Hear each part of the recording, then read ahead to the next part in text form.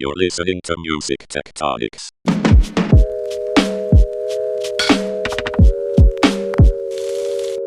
Welcome back to Music Tectonics, where we go beneath the surface of music and tech. I'm your host, Dimitri Vitsa. I'm also the founder and CEO of Rock, Paper, Scissors, a PR firm that specializes in music and technology. And those of you who listen to us regularly know that we also have a conference called the Music Tectonics Conference, which is taking place online October 25th through 27th and in person in LA on November 2nd. We're doing a mini-series of the stars of the 2021 Music Tectonics Conference. These are music tech stars in their own right, but they're also star sponsors of this year's edition of the conference. We attract some of the most forward-thinking movers and shakers who are hardcore supporters of the network that gathers at Music Tectonics. And we're super excited today because we're bringing you two different segments with different guests. We've got first Thomas Hess, who is the founder and CEO of Dreamstage. You'll get to hear about what they're up to. And then stay tuned right after that because we are talking to the founder and CEO of Rapchat. That's Seth Miller. So we've got two great conversations. Let's jump right in. Welcome to the podcast. This is the founder and CEO of Dreamstage, Thomas Hess. Hi, Dimitri. It's great to see you. Great to see you and have you here. Thomas and I are looking at each other, but our podcast obviously is just audio. But you're going to hear a great conversation here. Nice to reconnect you with the Music Tectonics audience. We'll get into your illustrious career, but I'm going to dive right in. Since this is our first time having you on the podcast, tell us what Dreamstage is. Well, Dreamstage is a live streaming service for music. We're particularly focused on creating opportunities for artists to monetize on their live streams and for fans to interact with artists in the most lively, interesting, and diverse possible way. Got it. Cool. Well, how does it differ from other live streaming platforms? I'm really curious. There's been so much that emerged in this moment where we need this type of experience for artists to connect with audiences. But what I've seen is each platform has something unique, has its own superpowers. So what are the superpowers and differentiators for Dreamstage? Yeah, we focused a lot on technology. In fact, we have one of our founders who's an incredible tech visionary, Scott Chasen, who founded 4 startups and sold all of them successfully. So he's pretty amazing. And he's assembled an incredible tech team out in Colorado.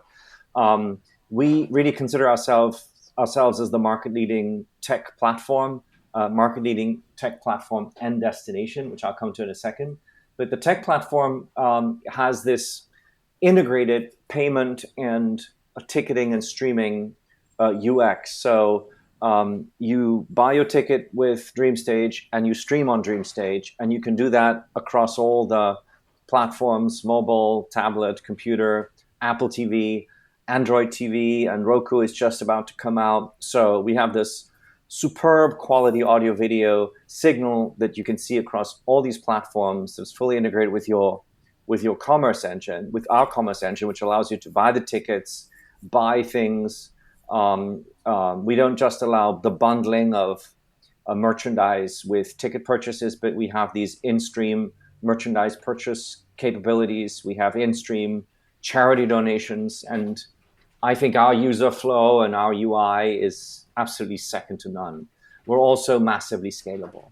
And as a result, we've done over 100 live streams in the last year, including large events with artists such as Polo G, Chief Keef, Riley Green, Yo-Yo Ma, Train, Mastodon, and we've collected a huge amount of experience in the process. And we know what works, and we know how to do a live stream and how to do it really well.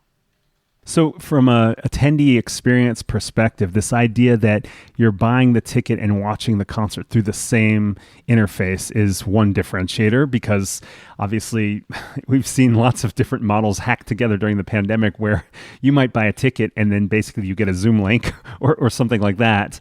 So that's one thing. It also sounds like this cross-platform playback experience is a piece of it. We haven't seen as many things that are available on television. So the fact that you're going in that direction is probably a unique differentiator as well. What about the concert discovery component? How does that work? Are you looking for, because your website talks a lot about partnerships with labels and artists, also sponsorship, things like that. Are you looking for those people to drive the attendee base, or can people also discover concerts through Dreamstage? Yeah, so Dreamstage is a destination, unlike some of the other players that just basically give you a platform that you can use on an artist white labeled environment.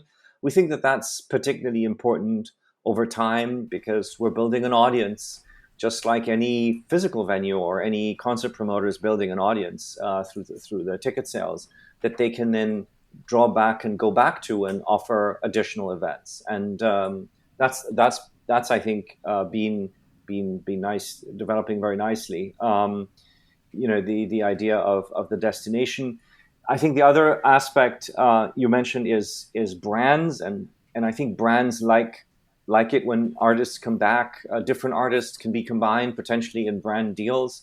With a beautiful brand partnership with Audible for a Yo-Yo Ma concert. Yo-Yo was playing the concert was called Beginning, so he's playing some of the earliest pieces he had performed in Carnegie Hall when he started his career.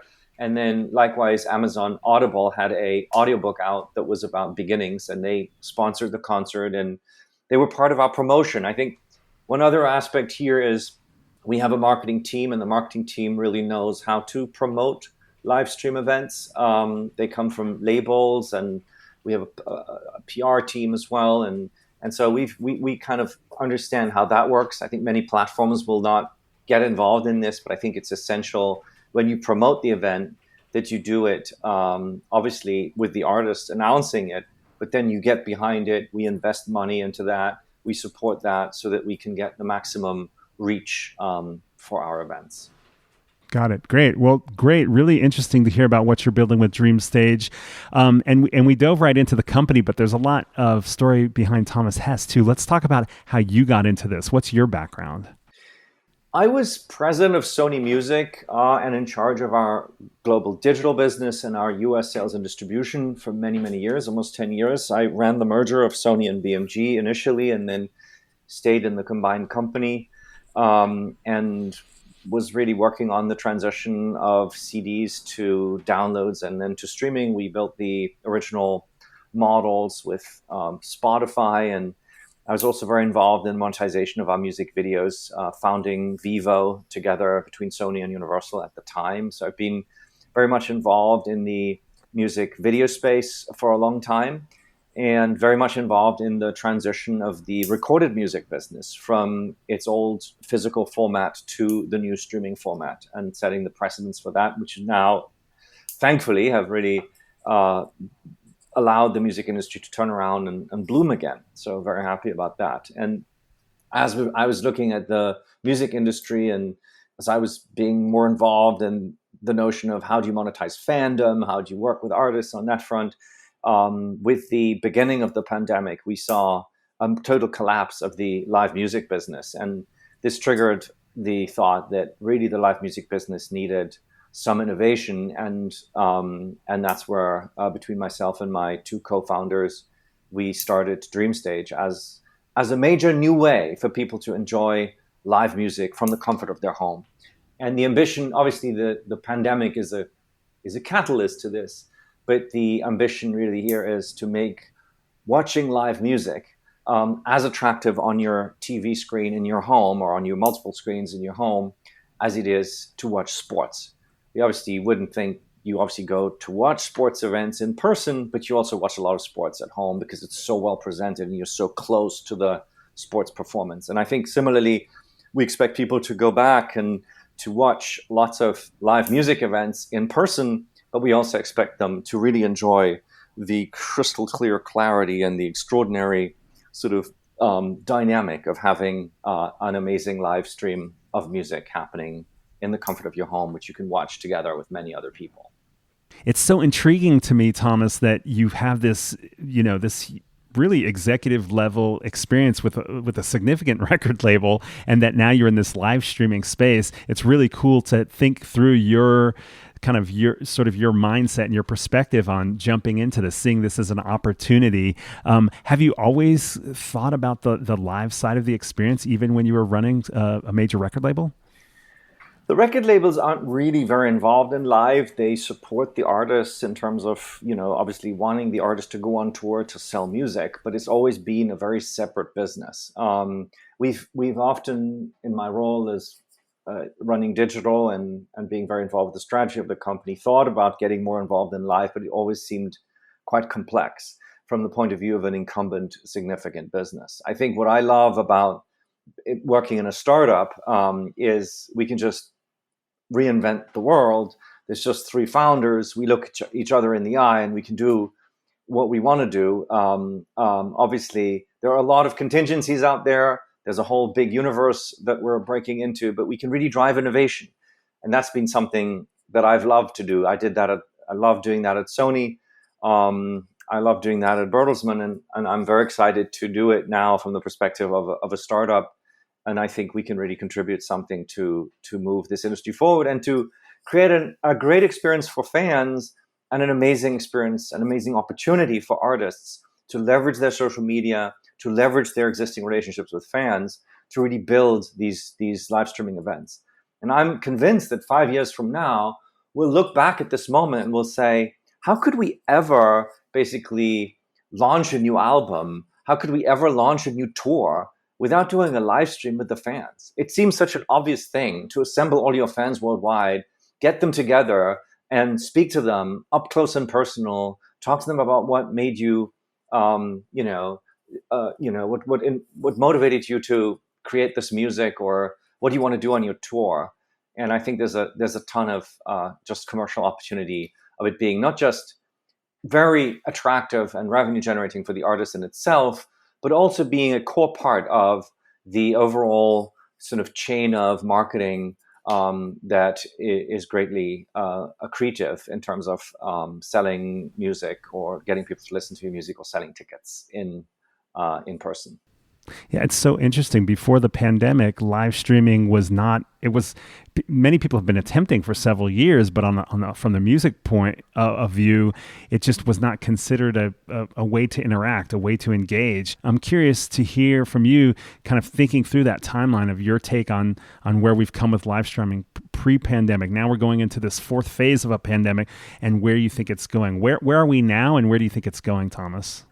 The pandemic has been a catalyst. Before the pandemic, people didn't think they could really work from home for months. And now they realize they can actually do it. And some people aren't going to come back to any offices because they think it's so convenient. So I think it's sort of changed our perspective, and it's accelerated the trend to us being much more digitally engaged with each other from the comfort of our home. And I think that as a result of that, this has just spurred this innovation. And we've seen people like media predict that the ticketed live streaming business would be something like up to $6 billion by, I think it's 2025 or 2027. So I think it's just 2027, 6 billion, I think is the number. And, wow. And so I think I think it's people change, innovation changes. There's a ton of people who just live on the internet, who live on their mobile phones, who are very used to this. And I think if we can bring these new features in terms of amazing quality, involving the big screen as well as the small screen, getting the interactivity really going between the fans and the artist, I think we really have something that's incredibly valuable and will allow people to participate in these events, even if they're not there. And Dimitri, if you allow me, I think there's two types of events that people want to see, that people can see. One is this amazing live event that is really just in the virtual space. And we've seen Neil Horan sell 125,000 tickets. We've seen Andrea Bocelli sell 65,000. We've seen Dua Lipa selling over 200,000 tickets for that. And then the other is, so these are customized, beautiful, gorgeously curated events from extraordinary landmarks that you could never really use frequently as a venue.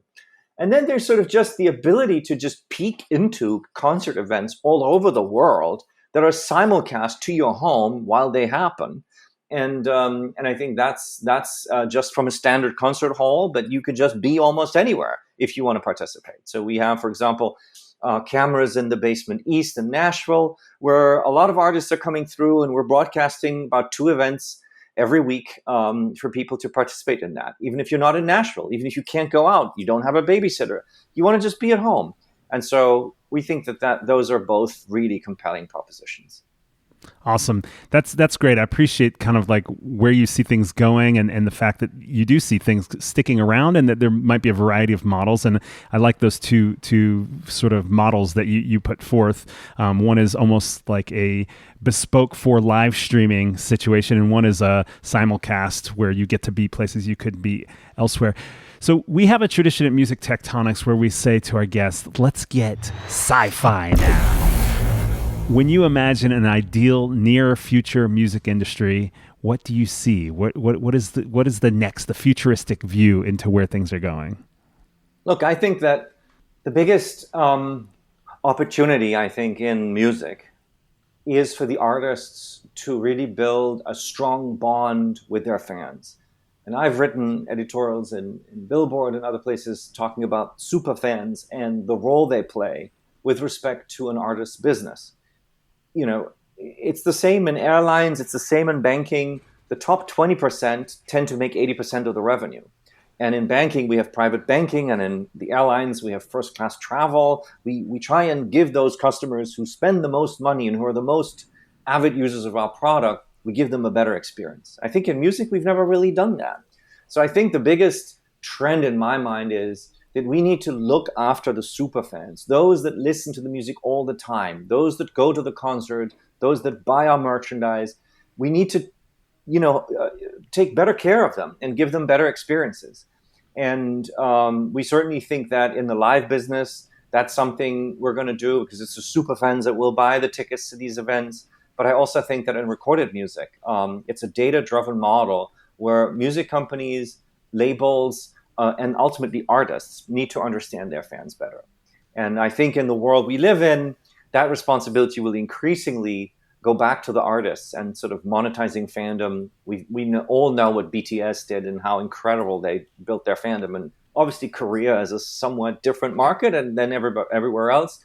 But I think to me, Dimitri, this is the biggest theme. Artists taking the relationships with their fans into their own hands, running their own live streams, running their own processes, being very much integrated with that. And if they feel they can't do that, I think there's labels, there's service providers, there's all sorts of third parties that can help you do that. But I see that interaction as being the core theme for innovation and for transformation going forward.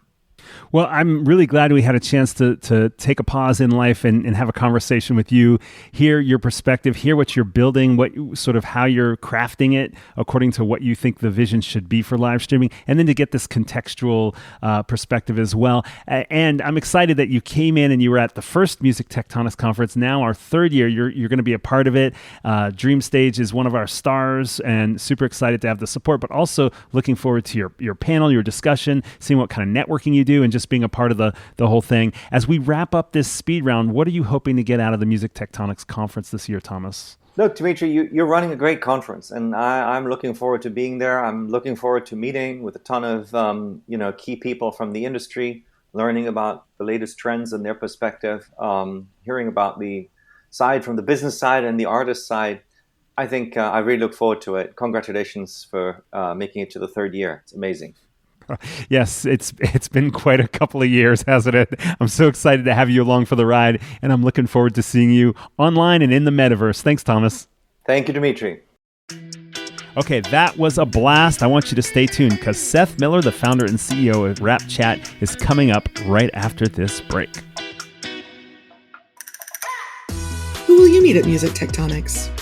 Our annual conference is known for bringing people together from across the music tech landscape to share ideas and get business done.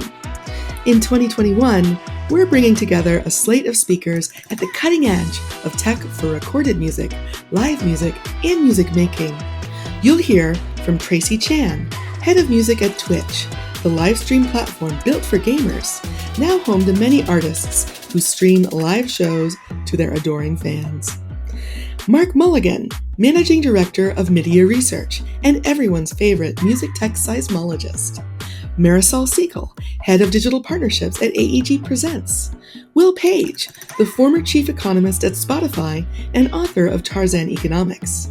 Dina Lapolte, top music industry lawyer. David Pelham, royalties at Concord, and many, many more music tech movers and shakers. Get your ticket to join them at the online conference October 25th through 27th at musictectonics.com. That same ticket gets you access to in-person networking by the sea in the Los Angeles area on November 2nd. Do not miss this. We are back, and in this segment, we get to dive into another big theme of this year's Music Tectonics conference that I'm super excited about. It's about the amazing traction coming from new tools for creating music. These are companies, platforms, apps that are empowering a new generation of musical creators, songwriters, musicians, vocalists, and sometimes rappers. We're super pumped to hear that Rapchat is getting a ton of engagement, and I'm excited to have with me today on the podcast Seth Miller, the CEO and founder of Rapchat. How's it going, Seth? It's going well, man. Thanks for having me. Yeah, excited to have you on the podcast, coming out to the conference. But, this is your first time kind of engaging on the podcast. And since we haven't had you on before, I'd love it if you just go ahead and explain what Rapchat is for anyone who's been missing out, who hasn't yet made their songs and tracks on it yet. Yeah, for sure. So Rapchat is the easiest way to make music on your phone. And we like to think of it like a recording studio in your pocket, but then also there's a community aspect to it where, you have profiles, you have feeds, challenges, you can connect with other artists around the world. And yeah, to date, we've enabled over 7 million artists around the world, over 200 countries to make music on their phone. And really our mission is to democratize music. So that's the short of it. Oh, man, I love it. I jumped on and played with the app before, and it literally is like, it guides you through to pick like some beats that you like, that you want to check out, and then there's just a big red record button. And so you can literally just start improvising right then and there, riffing and rhyming or doing whatever else you want to do. And then there's the effects right beneath it you can start playing with too. So I was shocked how quickly I became a rapper.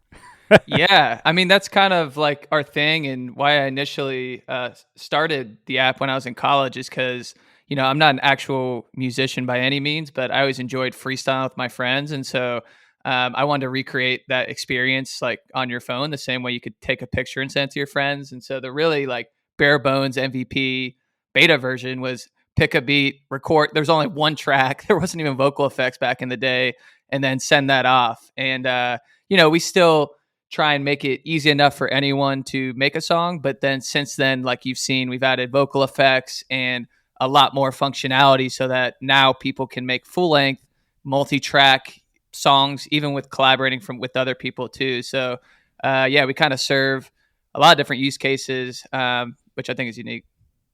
Yeah, you mentioned the idea of challenges. I didn't get as far to figure out what that is. How do the challenges work in Rapchat?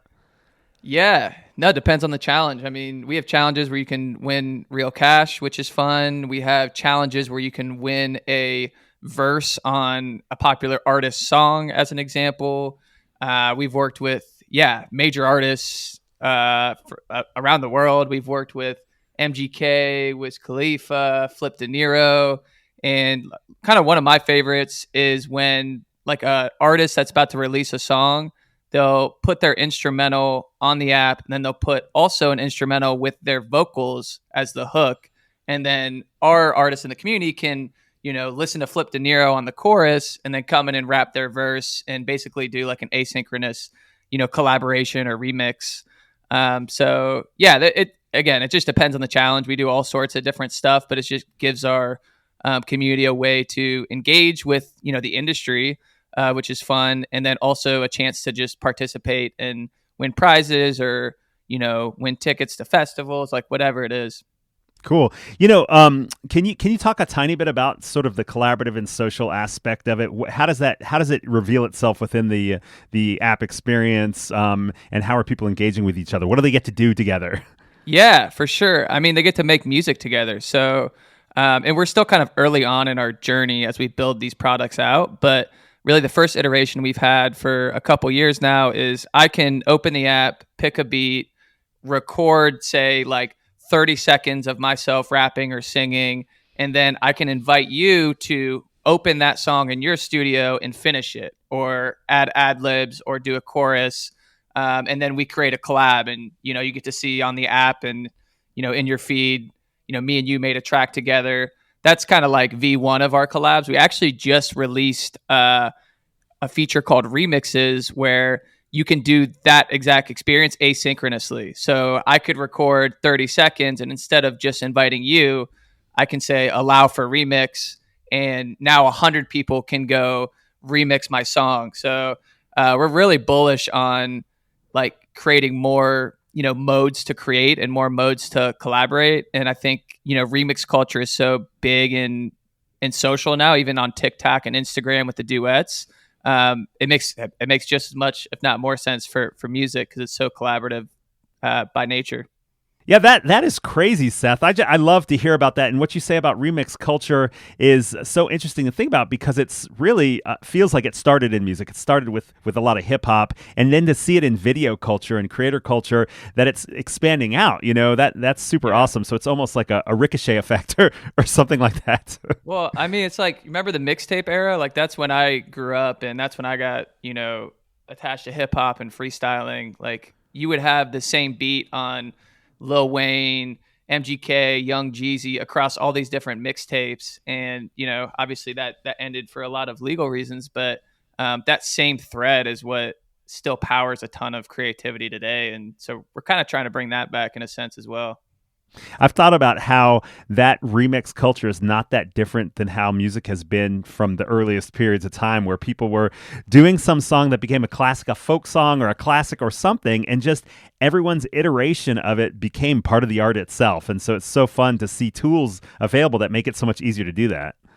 Absolutely. Yeah. So you talked about traction a little bit at the very beginning, but you ran through some numbers really quick. Let's slow down. What kind of traction is Rapchat getting? You mentioned user numbers. I'm curious. You also have two different types of users in a way, right? Because you have the producers putting up the beats, and then you have the individual vocalists or rappers or whatever adding stuff to the mix. I'd love to hear a little bit about the other side of the market too. Yeah, that's what's super cool, is that the producers organically come to our website and they upload beats for our community to be able to record over, upload, and share, within our terms. So, that's been kind of an organic part of our flywheel in our community, where we've had, over 15,000 producers around the world upload beats and license to our community for free. So now we have a catalog of over 120,000 instrumentals that our artists can have access to, and that's really sick. I mean, it's hard to kind of replicate that, and a typical music tech company would have to go and license and pay huge fees for catalogs. Like, we've been able to kind of just create our own playground, and the producers love it because these beats, they've generated hundreds of millions of plays in the lifetime of our app, and they really do make sales from our community as well. So an artist on our platform will find a beat from this producer in Norway, upload a song over it, and then DM them on the platform and say, hey, I want to actually buy this track. And then they transact, right? So right now it's a very much an open marketplace with a lot of different stakeholders, and the producers love it because they're finally getting love, and they usually, historically haven't got as much credit as they deserve. And we plan to, actually build real transaction layers where they can transact that much easier on platform, generate more revenue, get cut into, future opportunities. And, we're only getting started on that front. Yeah, that's super cool to hear. So I'm curious, have you had any artists break out from Rapchat yet? And if so, can you tell us about a couple that got there started by hitting that button on their phone and then ended up actually putting out, professional recordings or touring or collabing or anything with artists we'd know about, things like that? Yeah, for sure. One that comes to mind recently was this artist named Jaleel that we heard on a podcast actually shout out Rapchat and said, hey, I got my start on Rapchat, and I got a chance to talk to him. Super cool dude, crazy energy, and is touring and blowing up right now. But his quote on this podcast was like, Rapchat was the first time he ever heard his voice over a beat, and that's when he found out he could make music, which is which is crazy, right? So that's one of my favorite recent cases, because now he's got hundreds of thousands of fans.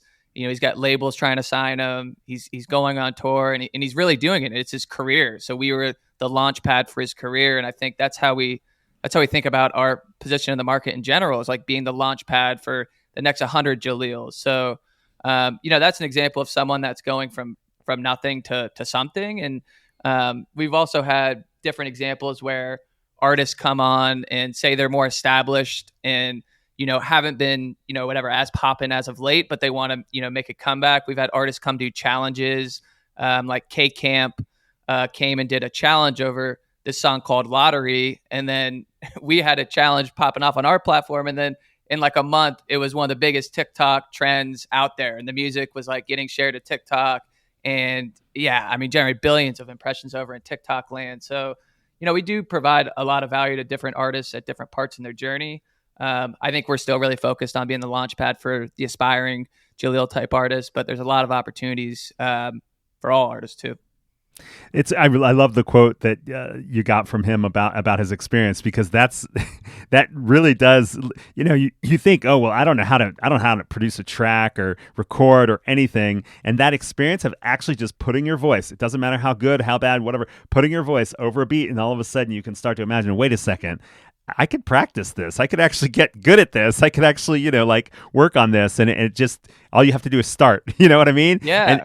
And actually, one of the big themes of the Music Tectonics Conference this year is this conversion of music creation by the masses that we're talking about, and the record industry, because that's the other side, is like, what is this going to do to the larger music economy? Do you think we'll see more artists arising from platforms like Rapchat and becoming full-on musical icons? What signs do you see that this will be a force to be reckoned with, and how soon do you think this will actually have a massive impact? Oh, I mean, for sure. Obviously, I'm very, very bullish on it, but yeah, I mean, I think the signs are there. Like you said, this has kind of like been happening in music forever, but there's never really been the digital transformation 100x moment that you've seen with other mediums, whether it's photo, video, live stream, YouTube. Music hasn't quite had that, and it's going to, because music's so like inherent in our DNA. So I really do believe that we'll see, this era of mass music creation. I think it's begun, and like Spotify and some of this streaming era has been a good start to provide revenue opportunities for the masses and the long tail. So I think that's really interesting. And even Spotify continues to reference in their, public announcements that, they expect 50 million creators, or they expect a 10x jump in the 5 years, like whatever it is, like they're stating that they expect this rise to come. But, I really think that it's just obvious. I mean, that's kind of where I'm at. Like, even if you go to YouTube or SoundCloud and look at these artists that are just uploading snippets, like, the rate of people doing that is just growing so rapidly. And now that, you can have a mobile recording studio in your pocket, like, I think that's a big moment. It took a little while for the devices and the software to be able to support, multi-layer recording properly and things like that. But I think we've jumped over that technical hurdle, and now it's just about like, how can we open the floodgates, and how can we provide monetization opportunities for the long tail? And again, Spotify paying people out, everyone has their opinion on that, but it's still providing at least some opportunity. And I think we're going to create many more revenue streams as well. Yeah, I think we're going to hear a lot about that at the conference this year, about all these like additive layers. Like I just did an event recently on Smartest People in the Room with Tom Truitt, and we were talking about emerging themes. And I think one of the themes that I'm not sure I got to in that conversation, but was thinking about, is the idea that streaming is digital streaming is almost like the new radio, and it's sort of like the base layer.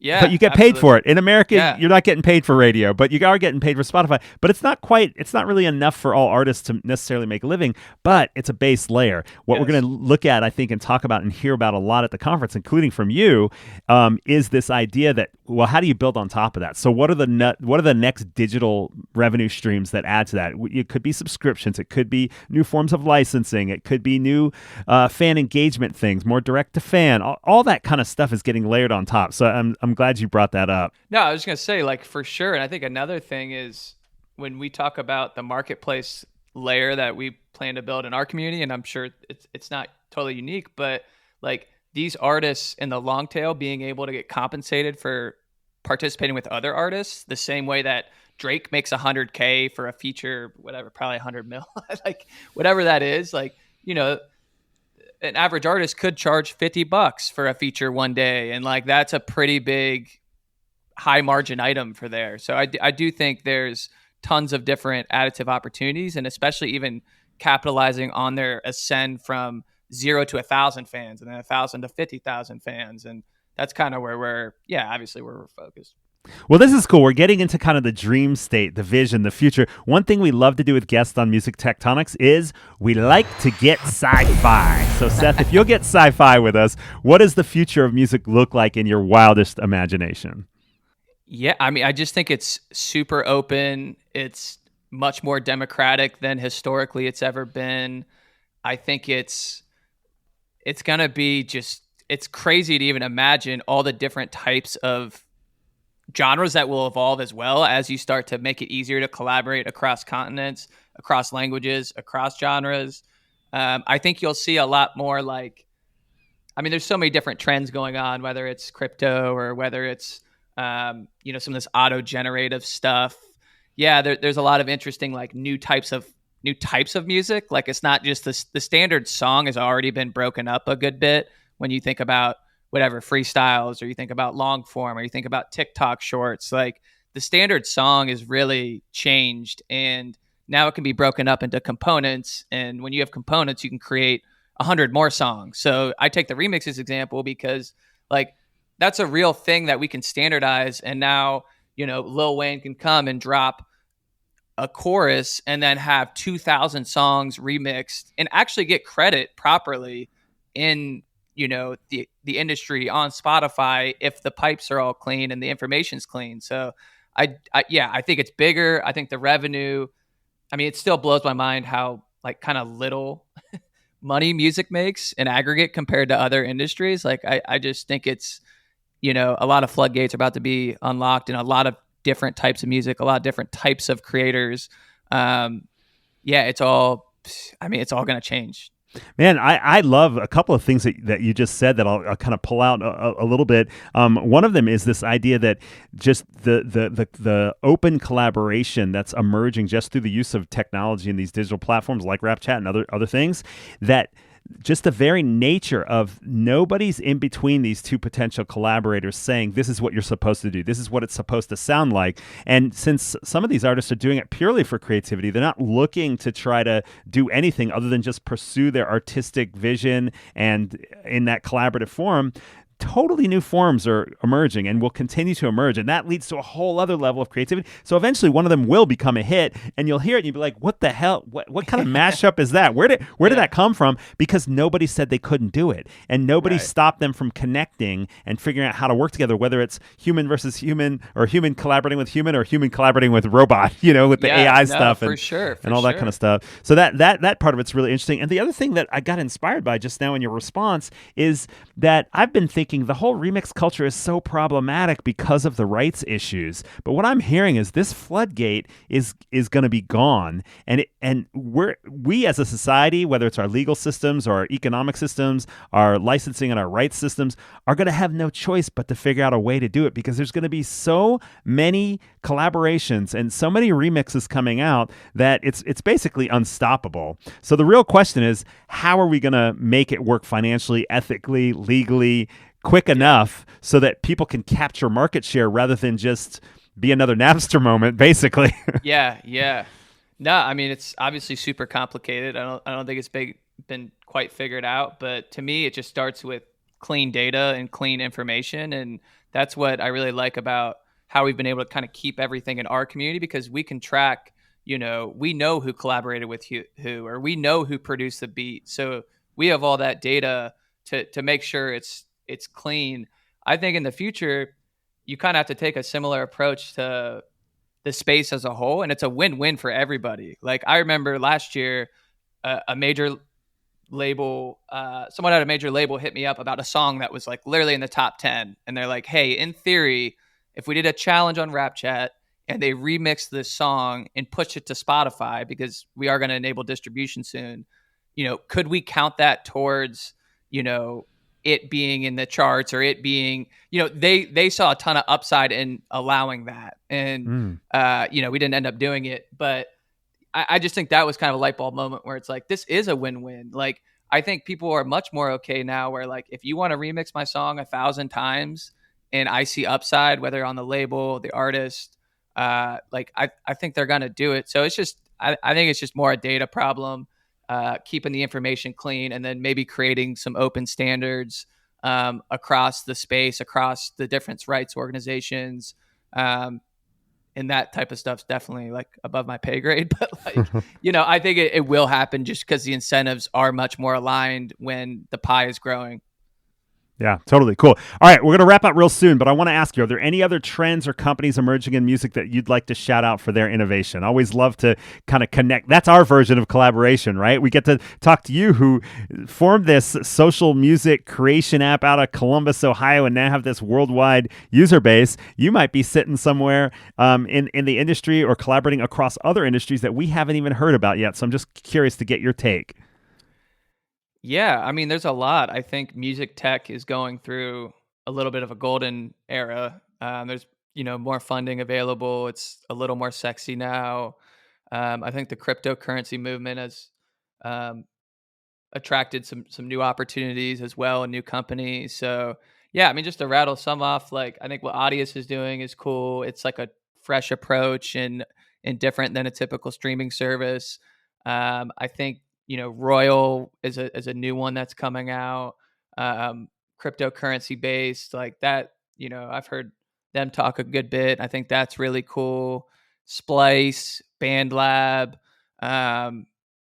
Spotify still doing cool shit. Like, I still love, Spotify's product. SoundCloud, I think, had a resurgence in supporting artists. Really, like, anyone in this space I respect for going after it, and also like Revelator and a couple of these other distribution companies. These are really important because like what Revelator is doing is providing distribution as an API for, or at least one of the things they're doing as an API for different platforms. So now you'll see more platforms like ours be able to have our creators send music to revenue generating services and actually collect royalties. So yeah, and I obviously I don't think it's a zero-sum game by any means, and there's plenty of music creation tools, there's plenty of music streaming tools, plenty of distribution tools. I think we're all gonna win in the next decade as we see this explosion. Awesome. Appreciate those insights and love those shout outs, partially because almost every single one of those people have been invited to speak at Music Tectonics. So well, good. That was not planned. Yeah, no, I don't. You and I haven't talked about it yet. All right. So, but as we wrapped up this little seismic shift speed round with you at Rapchat, what are you hoping to get out of the Music Tectonics conference this year?